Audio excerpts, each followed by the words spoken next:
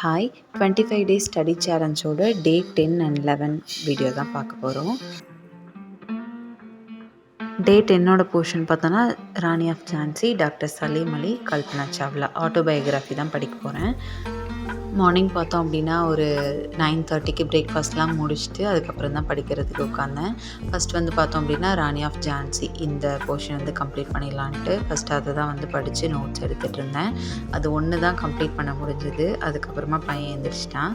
So அவனை போய் பார்க்க வேண்டியதாக இருந்தது. அதுக்கப்புறம் கொஞ்சம் நேரத்துலேயே வந்து அவன் தூங்கிட்டான். ஸோ அதுக்கப்புறம் பார்த்தோம் அப்படின்னா டாக்டர் சலீம் அலி அவங்களோட ஆட்டோபயோகிராஃபி தான் வந்து பார்த்துட்ருந்தேன். ரொம்ப சின்ன சின்ன டாபிக்ஸ் தான், சின்ன சின்ன கண்டென்ட் தான் அவங்கள பற்றியெல்லாம் கொடுத்துருந்தாங்க. பட் இருந்தாலும் இதுக்குமே டைம் எடுத்துக்கிச்சு. யூடியூப்லாம் பார்த்து தான் ரெஃபரன்ஸ்க்கு எடுத்துக்கிறேன். அதுக்கப்புறமா கொஞ்சம் நேரத்துலேயே வந்து ஏஞ்சிட்டான். அம்மா கிட்டே கொடுத்துட்டு மீதி இருக்க ஒரு டாபிக் கல்பனா சாவ்லாவோட டாபிக் வந்து கம்ப்ளீட் பண்ணிட்டேன். ஸோ நேற்று வந்து இவ்வளோ தான், இந்த 3 தான் கம்ப்ளீட் பண்ண முடிஞ்சது. ஐஎன்எம் வந்து ஓப்பன் பண்ணேன், ஆனால் படிக்கவே இல்லை. இது வந்து பார்த்தோம் அப்படின்னா டே 11. ஸோ மார்னிங்கே வீடெல்லாம் க்ளீன் பண்ணுறதுனால கொஞ்சம் ஹெல்ப் பண்ணிட்டு வந்தேன். குளிச்சுட்டு கொஞ்சம் நேரம் பையனை வந்து கையில் வச்சுருந்தேன். அதுக்கப்புறமா பிரேக்ஃபாஸ்ட்லாம் முடிச்சுட்டு தான் புக் ஓப்பன் பண்ணேன். ஃபுல்லாக வந்து ரிவிஷன் தான் இருக்க போகுது. ஸோ ஃபஸ்ட் வந்து மார்னிங்கே வந்து கிராமர் டாபிக் எல்லாம் கம்ப்ளீட் பண்ணிடலாம் அப்படின்ட்டு டென்சஸ்ஸு, ஆக்டிவ் வாய்ஸ், பாசிவ் வாய்ஸு, ஆண்டோனம்ஸு, அதுக்கப்புறமா சென்டென்ஸ் பேட்டர்னு, இந்த மாதிரி எல்லா டாபிக்ஸுமே வந்து மார்னிங்கே வந்து கவர் பண்ணிட்டேன். அதுக்கப்புறமா மார்னிங் வந்து ஒரு 11 o'clock இருக்கும்.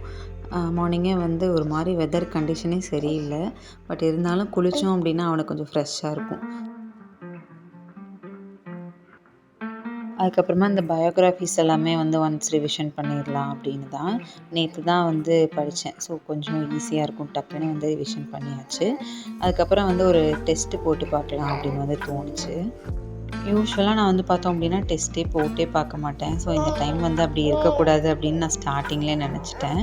சில யூடியூப் சேனல்ஸ்லாம் வந்து யூனிட் டெஸ்ட் மாதிரி நிறையா கொஷின் பேப்பர்ஸ் கொடுத்துருந்தாங்க.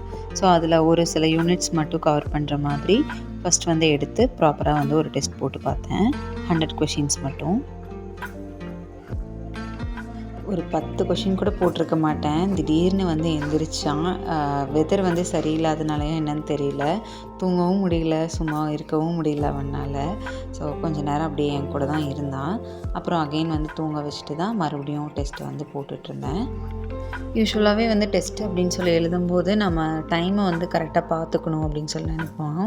ஆனால் இப்போ நான் ஸ்டார்டிங் டைம்லேயே நான் வந்து இந்த மாதிரி டைம் வந்து ப்ராப்பராக கீப்பப் பண்ணணும் அப்படின்னு சொல்லி நினச்சேன்னா நான் கண்டிப்பாக அட்டென்ட் பண்ணவே முடியாது இப்போ இருக்க சுச்சுவேஷனில்.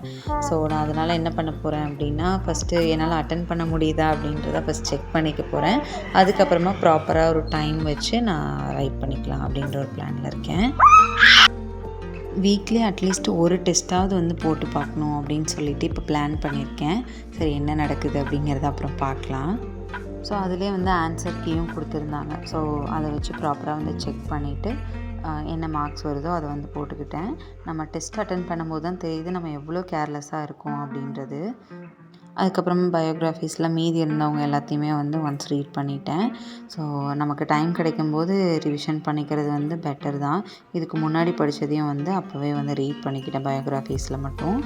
அதுக்கப்புறமா வந்து பார்த்தோம் அப்படின்னா ஐஎன்எம் வந்து ரீட் பண்ணலாம் அப்படின்ட்டு. ஏன்னா நேற்று நான் எடுத்தேன், புக்கெல்லாம் ஓப்பன் பண்ணேன். பட் என்னால் படிக்கவே முடியல, எனக்கும் மைண்ட் செட் ஆகவே இல்லை.